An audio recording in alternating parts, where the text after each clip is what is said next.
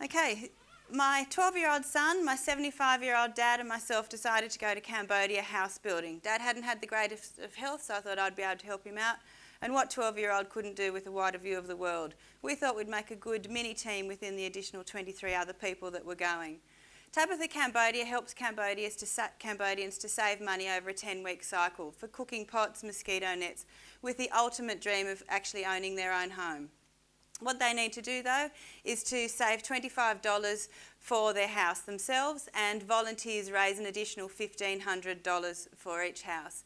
My son sold chocolates to unsuspecting families in parks and to business owners, and nobody can say no to a child with this mission, and it gave him the ability to be able to go and talk about what he was going to do. We had a fundraising dinner where we had family end up with a dog kennel for their rabbit. We had people that ended up with room makeovers. Overall, we raised enough money to go and build 32 houses plus some water sources as well. So in September of this year, we ended up at Cambodia and straight into this party bus.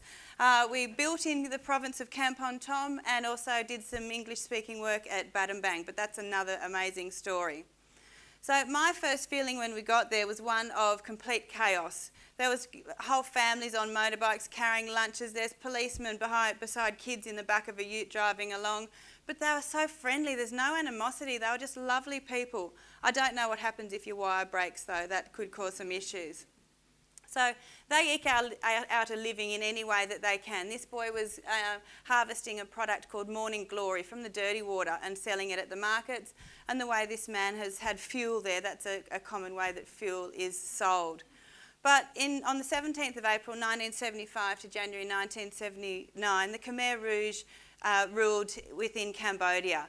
They specialised in genocide. This was once a lovely, happy high school. It was then turned into a building called S21, specialising in torture.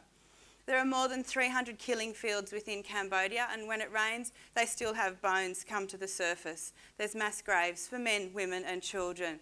People were killed with the serrated edge of a palm frond, and children were swung by their feet against trees. A quarter of the population, was killed in this 4 short years, just over 40 years ago. And each Cambodian has their own story to tell, but they are moving on and rebuilding. They live in a very poor country. This is how we were greeted each day when we went out to the village to build. So we would walk along each of these people and greet each of them individually. These people will all end up with a house by the time we finished our building. Now, I'd be the first to tell you I wasn't sure if I was going over there to make myself feel good or to help them out. But as soon as 27 Hammers started, we knew that we were there and we were doing a really good thing. And this was one little girl that was sure ready for a new home. When we got there, the houses were partially built, so we were really putting floorboards down and putting the tin around the houses. The families would stay with us and hand us tin and indicate where they thought an extra nail should go. They were so proud of the house that they were going to get, and you can see their house in the background there that they originally have.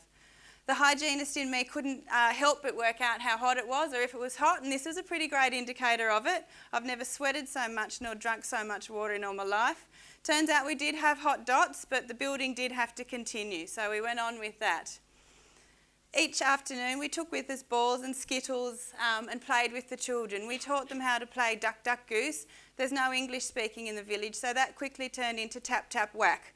But they loved it and we loved it, and it was amazing to see the language barriers go. This is a housing subdivision that we built in just under 2 hours. To us, it wouldn't do as our back shed. There's no sewage, there's no electricity, and there's no running water. But to these people, it was a palace and it was their own.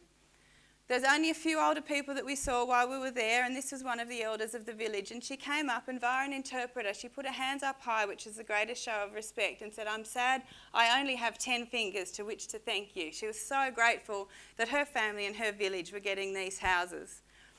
So at the end of the building, we presented each family that we'd built for a quilt to go on their floor, and that was to signify that this was really their own. It was the first thing that went in, and it showed that they were having a new beginning. I'm just so completely grateful that I was able to do this as part of 3 generations. There aren't 3 generations of people generally in Cambodia. I was able to do it with my fantastic son, an amazing dad, and we learned a lot about each other and a lot about the country that we visited.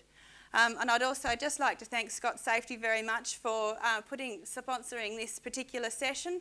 And thank you all for listening to me, and I encourage you to go out and see what else there is out there that you can get involved in, because this was a very worthwhile experience for our family. Thank you.